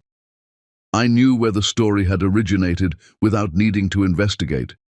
Not because I had evidence in the legal sense, no document, no recorded exchange, no direct witness to a specific conversation, but because the story had two essential qualities that identified its authors as precisely as a signature. It was specific enough to be credible and vague enough to be untraceable. And it served the simultaneous interests of exactly two people in Houston who had both the motive and the social access to move something like this through the right rooms quickly enough to do damage before it could be answered. Celeste Wynne Pryor needed to discredit Ruby before Judge Abubakar issued her ruling. My mother needed to construct enough social friction around Ruby's name that the path of least resistance for me became distance. They had found each other. I had not moved quickly enough to prevent it. I drove to Tanglewood before I had finished deciding to go. My mother was home. She had been expecting my call and had been expecting me instead, which told me she had already reviewed the situation and arrived at her position before I walked through the door. I stood near the window of the sitting room. I did not sit. I told her what I knew about the story circulating through Houston's social circuit, where I believed it had originated, and what its purpose was. I told her what Prescott Delahaye had reported, and what the story contained, and what it was designed to do. She listened with her hands folded, and her expression entirely composed. She did not deny knowing Celeste Wynne Pryor. She did not deny that a conversation had occurred. What she said, with the careful precision she brought to every position she occupied, was that she had simply shared her genuine concerns with someone who had expressed similar ones, and that she could not be held responsible for what other people chose to do with information exchanged in the course of a private conversation. She said this without any visible discomfort. That, more than anything else, was the most clarifying thing about the moment. I looked at my mother, this woman who had worked 3 jobs when my father's first business collapsed, who had held our family together through genuine hardship with a ferocity and a discipline I had always genuinely admired, who had taken the opportunity created by my father's land deal and built it into something that had given all of us security and standing and choices that would not otherwise have been available to us. I understood, standing in her sitting room, that everything she had ever done had come from a form of love, a love that was controlling and strategically expressed and blind to certain things it needed to see, but love, nonetheless, in the only vocabulary she had been given. That understanding did not change what I had to say. "I want to tell you something," I said, "and I need you to hear it precisely, not around the edges of it." She looked at me without expression. "What you did 11 years ago, when you pressured me to end things with Ruby, I allowed that to happen. I was 27 years old, and I lacked the conviction to choose her over your disapproval, and that was my failure, not yours. I have carried the cost of it every year since, and I am not here to redistribute it." I paused. I am here because what you are doing right now is not a different thing happening in a different context. It is the same thing using different instruments. And I need you to understand, not as a threat, but as a fact I am stating with complete clarity, that if you continue, you will not lose Ruby from my life. You will lose me. The room was entirely quiet. I had said it without anger, without volume, without the performance of a dramatic ultimatum. I had said it the way you state a structural fact about a building.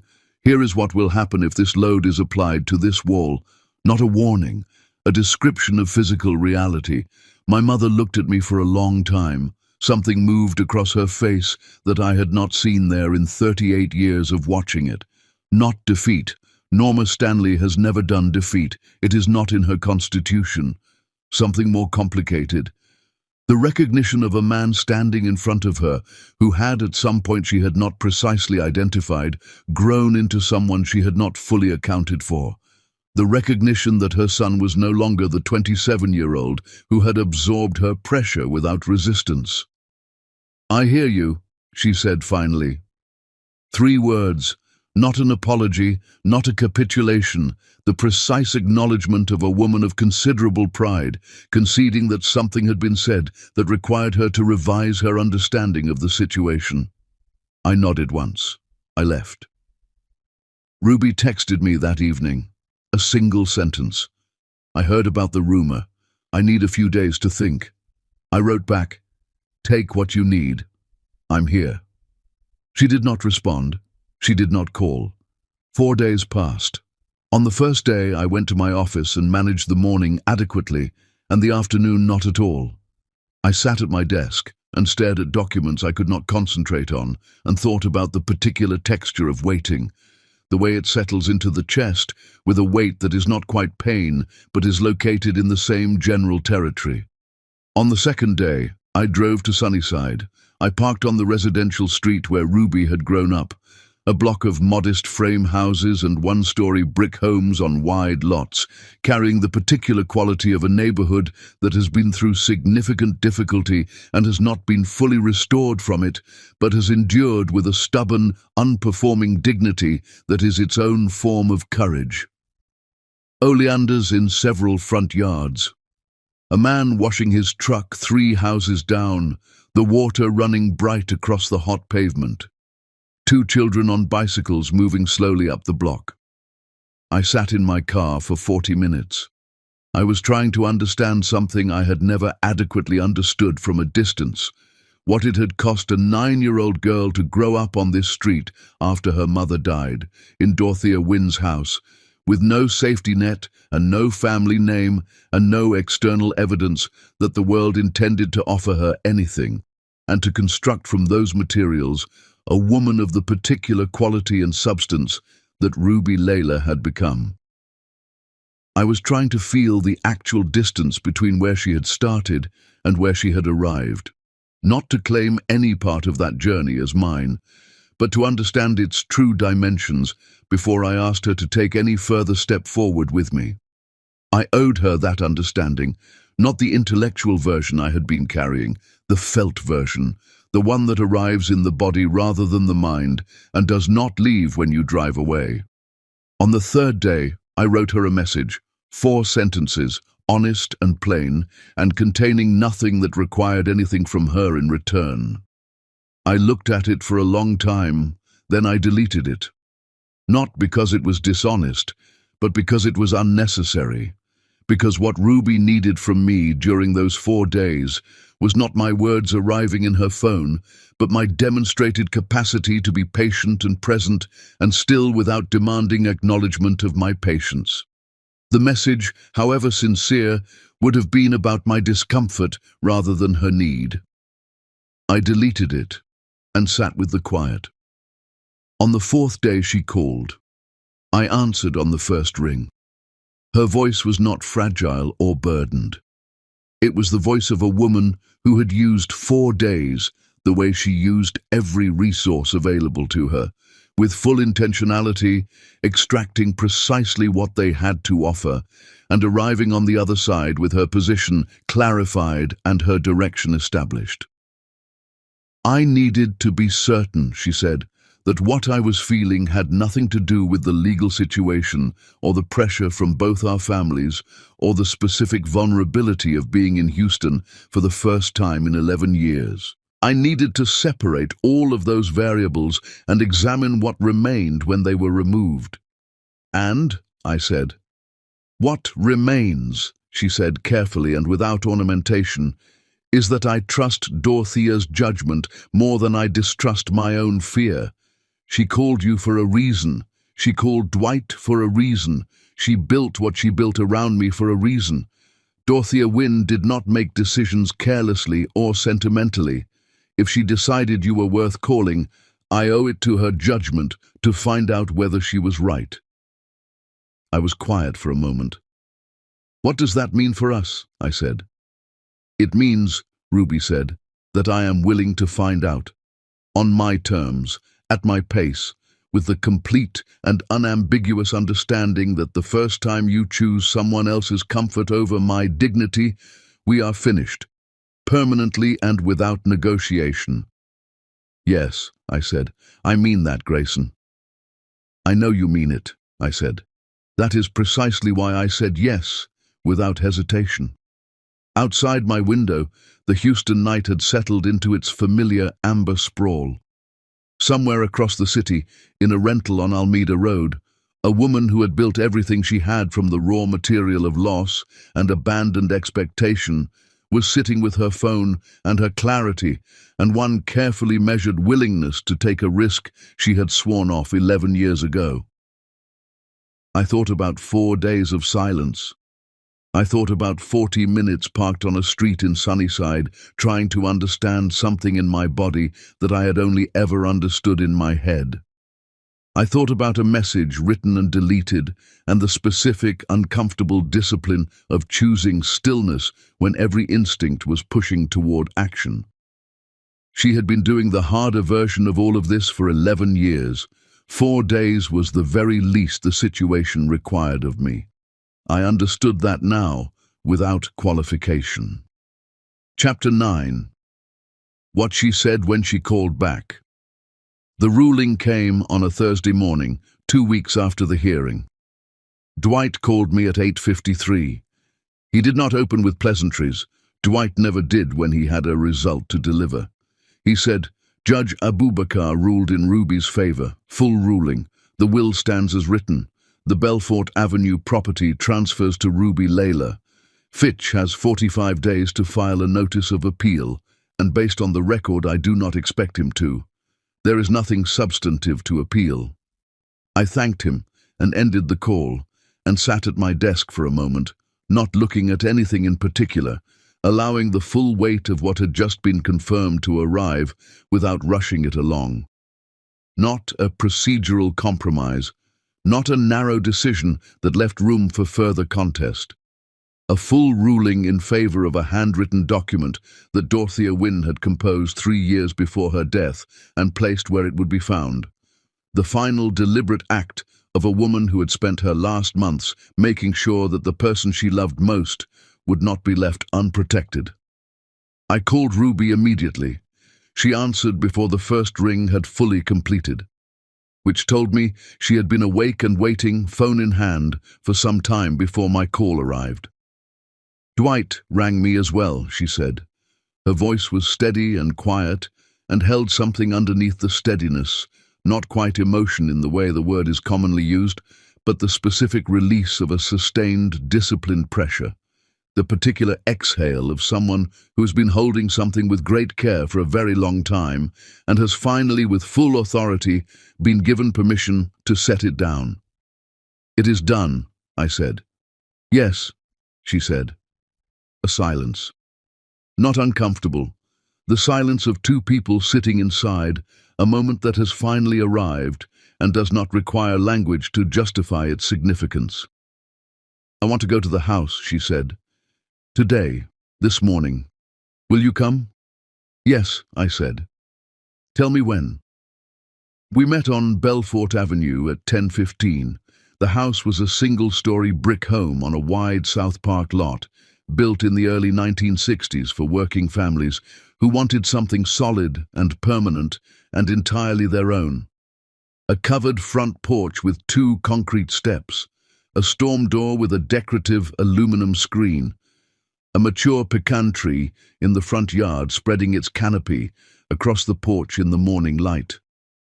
The neighbor, who had lived 3 doors down for 22 years, had been maintaining the lawn in the weeks since Dorothea's passing, which was the kind of thing that happens in neighborhoods where people have been watching over each other for long enough that it becomes reflex. Ruby was already there when I arrived. She stood on the front walk, not yet on the porch, looking at the house with the specific quality of attention she brought to buildings she cared about. Unhurried, full, as though she were reading something the structure had been writing about itself over 60 years of ordinary and extraordinary occupation. I parked and walked to where she stood and said nothing. She was not ready to speak, and I had learned enough in the preceding weeks to recognize that and to honor it without filling the silence with my own need to be useful. She stood there for perhaps 3 minutes. Then she walked up the 2 concrete steps and placed her hand on the porch railing. She moved her palm slowly along the painted iron, a single, deliberate gesture, the way you touch something you were not entirely certain you would ever be permitted to keep. I watched her do it, and I understood that the gesture contained everything the legal proceeding had been about, and everything the 8 years before it had been about, and everything Dorothea Wynne had understood when she sat in this house and made her careful decisions about what she wanted to happen when she was gone. Denise Layla Birch arrived 20 minutes later. She pulled up in a blue sedan and crossed the lawn with the purpose of a woman who has rearranged her mourning to be somewhere that matters. She was 41 years old, with the kind of face that communicated its feelings with complete directness and no apparent interest in softening them for the benefit of observers. She had driven from Sunnyside the moment Ruby called her. She embraced Ruby on the porch, a long, firm embrace that required no explanation and no commentary, the embrace of 2 women who had grown up understanding the same difficult things and had carried those things separately for a long time and were now standing together on the porch of the house that represented, in its particular and specific way, the best of what either of them had come from. Then Denise turned and looked at me. She held the look for a long, unambiguous moment. The look of a woman who had formed her assessment of me 11 years ago and had spent the intervening time seeing no reason to revise it, and who was now conducting a fresh evaluation with both eyes open and no particular inclination toward generosity. I held her gaze steadily, and I nodded once. Not an appeal for her approval, an acknowledgement of her love for Ruby, of the absolute legitimacy of her caution, of the fact that she had earned every right to be watchful, and that I had no standing to ask her to be otherwise.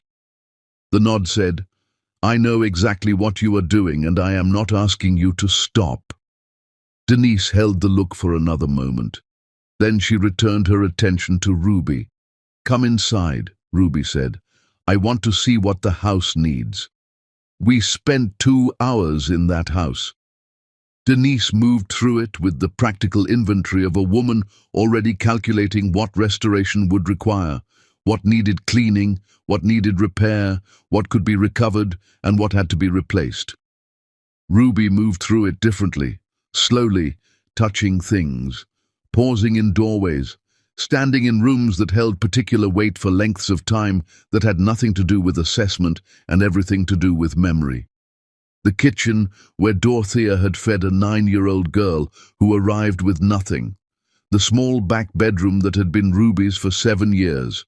The front sitting room with its west-facing window and its particular afternoon light that Ruby said she had been carrying in some unexamined part of her memory without knowing she was carrying it.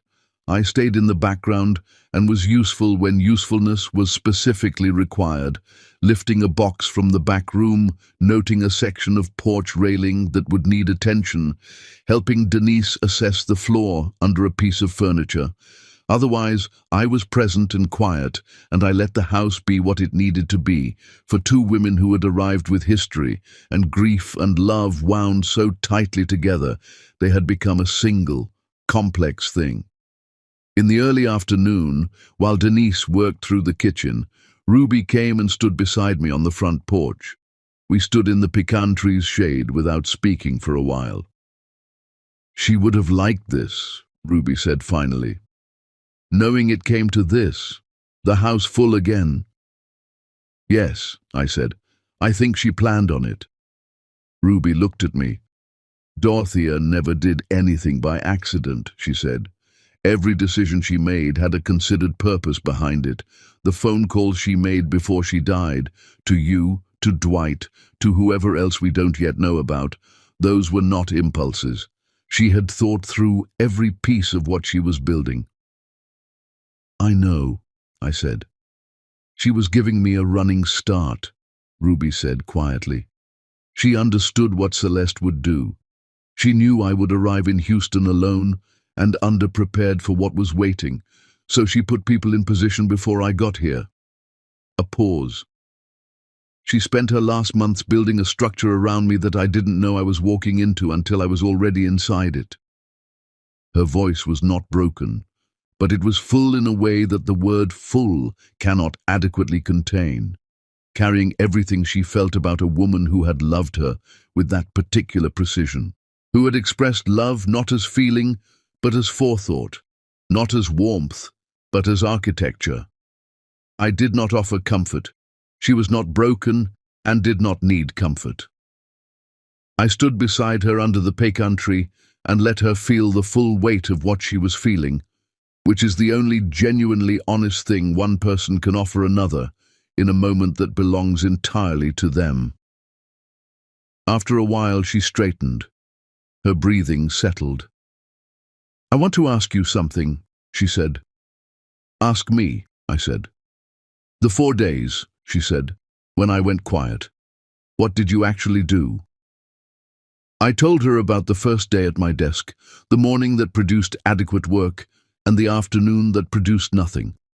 I told her about driving to Sunnyside on the second day and parking on her childhood street and sitting in the car for 40 minutes, trying to understand the full felt distance between where she had started and where she had arrived. I told her about writing the message on the third day and deleting it, not because it was dishonest, but because it was mine rather than hers, and what she needed from me during those 4 days was not my words, but my demonstrated capacity to be still. I told her about the 4th day and what it taught me about the specific weight of being someone else's silence. She listened without interrupting. When I finished, she was quiet. "You went to Sunnyside," she said. "Yes." "Why?" "Because I needed to understand something in my body that I had only ever understood in my head," I said.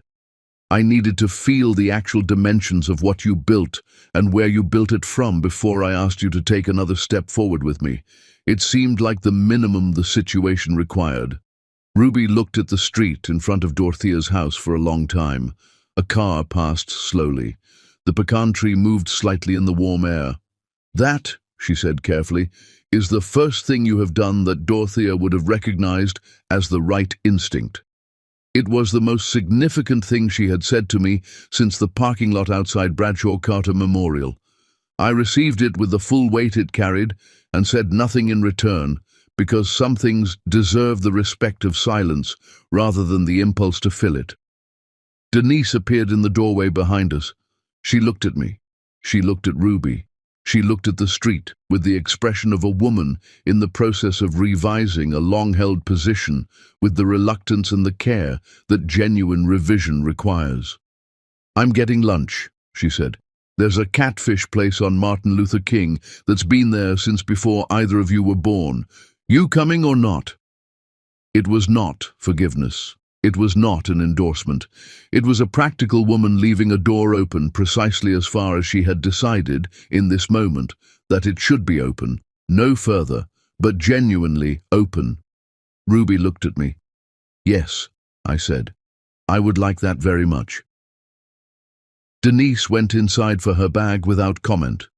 Ruby turned back to the street one last time. The pecan tree's shadow moved across the front walk in the slow, living pattern of something that has been growing in one place for a very long time and has no intention of going anywhere. "One day at a time," Ruby said. Not specifically to me, to the house, to the street, to Dorothea, to herself, to all the accumulated weight of everything that had led, by a route none of them could have predicted, to this particular Thursday afternoon on Belfort Avenue in South Park. "One day at a time," I said. And then Denise came through the storm door with her bag on her shoulder, and we walked down the 2 concrete steps together into the South Park afternoon, and I thought about a woman who had made phone calls from a hospice bed and changed the direction of 3 lives without any of us understanding, until now, what she had actually built. She had not simply protected a house. She had protected the people who needed to find their way back to one another. She had simply known, with the clear and patient wisdom of someone who had loved a person from childhood, what they needed, and had spent her last months ensuring they would not miss it. Chapter 10. What I know now, that I wish I knew then. My mother called Ruby on a Monday morning 3 weeks after the ruling. Not me, Ruby directly. I found out afterward when Ruby mentioned it in the particular offhand way she offers significant information, without theatre, without preamble, placed inside an ordinary conversation the way you set a meaningful object on a table and allow the other person to understand its weight without being told. "Your mother called me this morning," she said. "We were at Herman Park, on a bench beside the Mary Gibbs and Jesse H. Jones reflection pool, on a Tuesday afternoon when neither of us had anywhere we were required to be. The pool stretched 740 feet before us, its black-bottomed surface designed to hold the sky in perfect stillness. The live oaks and the light above doubled in the water below, the world appearing twice as large and half as urgent as it felt from any other vantage point in the city. A family moved along the decomposed granite path on the far side. A man on another bench 50 yards distant read something on his phone with the absorbed concentration of a person genuinely grateful for a quiet hour. "What did she say?" I asked. "4 sentences, Ruby said. "Tell me." Ruby looked at the water. "She said she had been thinking about what you told her in Tanglewood. She said she had also been thinking about things she observed at the memorial service that she had not at the time understood correctly. She said she had underestimated me, and she said she did not intend to do so again." I sat with that for a moment, the full picture of what those 4 sentences had cost Norma Stanley to compose and deliver. My mother had spent 40 years building a version of herself in which she did not make the kind of error that required this category of acknowledgement. She had built her family's standing, her social position, and her own self-understanding on the premise of correct assessment. To call a woman she had dismissed and say, "I underestimated you," was not, for Norma Stanley, a small act. It was a significant revision of a story she had been telling about herself for a very long time. "What did you say back?" I said. Ruby turned and looked at me with the particular expression she reserves for moments that require absolute precision. "I told her I knew," she said. She held my gaze without apology, without elaboration, without the slightest inclination towards softening what she had said, or explaining it for my benefit. 4 words delivered to Norma Stanley, a woman who had spent 4 decades ensuring that the world understood she was not to be underestimated, and those 4 words were not a rebuke, not a declaration, not a performance of dignity. They were simply the truth, stated plainly by a woman who had never in her adult life felt the need to state anything else. I thought about what those 4 words contained, not the anger that would have been entirely understandable, not the graciousness that would have been easier and entirely false, not the forgiveness that was not yet earned, and that Ruby Layla would not perform before it was. What she had offered my mother was the one thing that my mother, in that moment, most needed to receive, and least expected to hear from the person she had wronged. Recognition. The clear-eyed, unadorned acknowledgement of a woman who had been assessed incorrectly, who had known it at the time, and who was not going to pretend that the correction arrived without a cost that someone needed to understand had been paid. I knew it was the most complete and honest response available. It was everything. We sat beside the reflection pool for 2 hours that Tuesday afternoon. The conversation moved to her work, a 19th-century commercial block in Austin's East 6th Street corridor that the city had been attempting to preserve for nearly a decade without the right firm or the right vision attached to it. Ruby had been developing a proposal quietly for 4 months, working from documents and photographs and the few original architectural drawings that had survived in the city's records. She described the building's construction with the precise reverence she reserved for structures that had endured beyond their original expectation: the pressed tin ceilings, the cast-iron storefront columns, the upper floors sealed and forgotten for 30 years and therefore surviving intact, while everything around them had been altered or erased. I listened with the full attention her words deserved. I had spent 11 years building new things. Glass and poured concrete rising from cleared ground, replacing what occupied a site with something shinier and more immediately profitable and more legible to the current market. There is nothing inherently wrong with that work. I had done it with genuine care, and I had done it well. But sitting beside a woman who spent her professional life understanding what old buildings had to say about the communities that had formed around them, I recognized something about my own practice that I had not previously examined directly. I had been building surfaces. Ruby was excavating meaning. Both were legitimate, but only one of them required you to understand what had come before as a condition of doing the work at all. "I want to propose something," I said, in the comfortable middle of the afternoon, when the light on the water had shifted to its softer, more horizontal quality. She looked at me. "The East 6th Street block," I said. "The financing for a project of that scope, for a firm of Layla Studios' current size, is not trivial. I have relationships with lenders who have structured deals around historic preservation tax credits before, people who understand the timeline and the specific financial architecture of this category of project. I am not proposing to take anything over.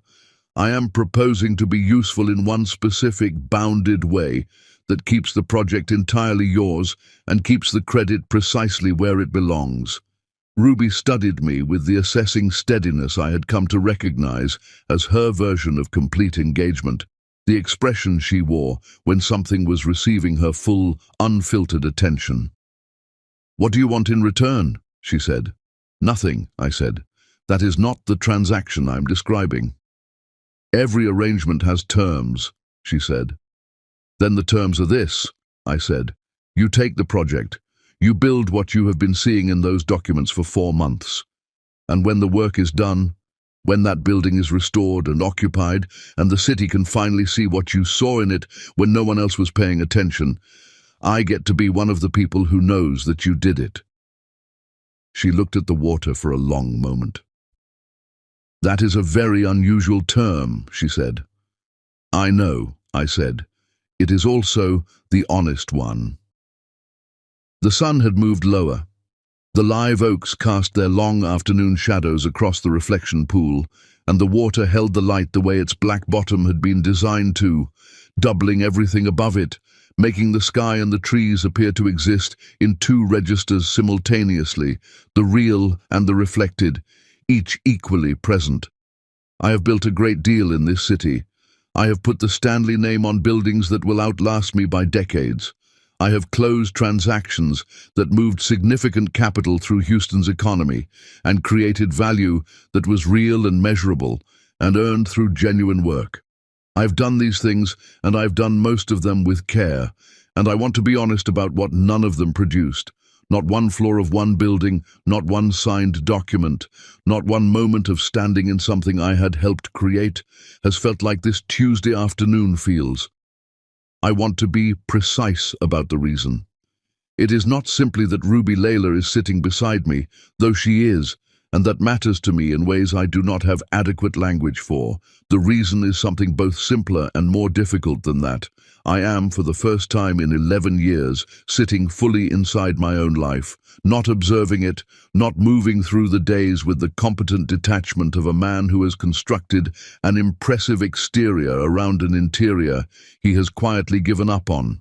Actually inside it, present in it, inhabiting it the way a person inhabits something they have genuinely chosen rather than assembled as the most plausible alternative to what they actually wanted. That is what cowardice costs, not the dramatic, visible subtraction of the thing you failed to choose. The more insidious and enduring cost is the numbness. The way a life built around a wrong turn gradually loses its capacity to feel significant, no matter how objectively significant it becomes. You build, and you succeed, and you earn, and you find with a clarity that increases with every passing year that the significance does not reach you the way you expected it to, that you are always slightly outside the thing you are constructing, watching it rather than inhabiting it, because the version of yourself that could fully inhabit it made a decision 11 years ago that you have been navigating around ever since. I know this now. I knew none of it at 27. Here is what I have come to understand from everything that happened in these months. Cowardice does not arrive wearing its own name. It arrives dressed as practicality, as maturity, as protecting someone from a difficult situation. They are better off being spared. I told myself at 27 that I was being reasonable, that ending things with Ruby was the considered decision of a man thinking clearly about complicated circumstances. I was doing none of those things. I was calculating the cost of choosing her against the cost of my mother's disapproval and deciding, without the honesty to admit the calculation to myself, that Ruby was the cheaper loss. She was 25 years old and I offered her silence where she deserved a fight, and she took that silence and drove out of Houston and built something magnificent without me. That is not a love story. That is a debt. The lesson, the one I carry from all of this and intend to carry for the rest of my life, is not a romantic one. It is not about love finding its way back, or about timing, or about the idea that what is meant to happen eventually does. Those are comforting stories. They are not the full truth. The full truth is this: the people who deserve your courage are almost never the ones who demand it loudly. They are the ones who will receive your silence with dignity, gather what belongs to them, and construct a life so deliberate and so complete that it appears from the outside as though they never needed you at all.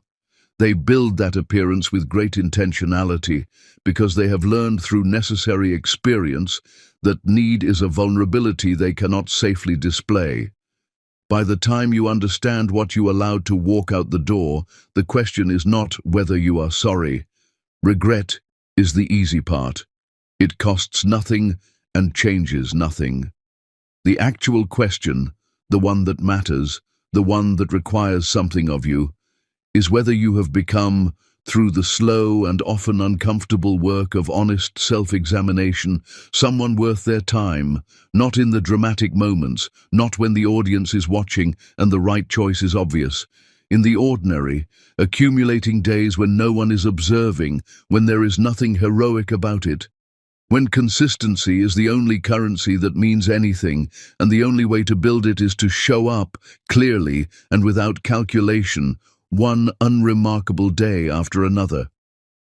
Ruby Layla decided I had become that person. She did not decide it quickly. She did not decide it without full awareness of the risk she was accepting. She decided it the way she decides everything that matters to her, carefully, on her own timeline, with her eyes completely open. I will spend the rest of my life being worthy of that decision, not because I owe it to her, though I do, but because becoming worthy of Ruby Layla is the most demanding and clarifying and genuinely purposeful work I have ever undertaken. And I have finally understood, after 38 years of building surfaces, that the daily, unspectacular, unwitnessed work of being someone she can rely on is not an obligation. It is the closest thing to meaning I have ever found. Ruby turned from the water and looked at me. "What are you thinking about?" she said. I considered the honest answer, the full one. "Dorothea," I said, and how clearly she saw what neither of us could see for ourselves, and how she spent her last months making sure we would not miss it. Ruby was quiet for a moment. Something crossed her face, private and tender and entirely her own. "She always could," she said softly. "From the time I was 9 years old, she always could." The reflection pool held the late afternoon sky above us, doubled and motionless. The live oaks breathed in the patient, unhurried way of trees that have been growing in the same place for 8 decades and have made their peace with every season that has passed through them. Behind us, the city moved through its ordinary Tuesday, building and clearing and building again, the way cities do, the way people do, the way everything that is still alive does. We stayed until the light changed. Neither of us needed to be anywhere else. Neither of us wanted to be.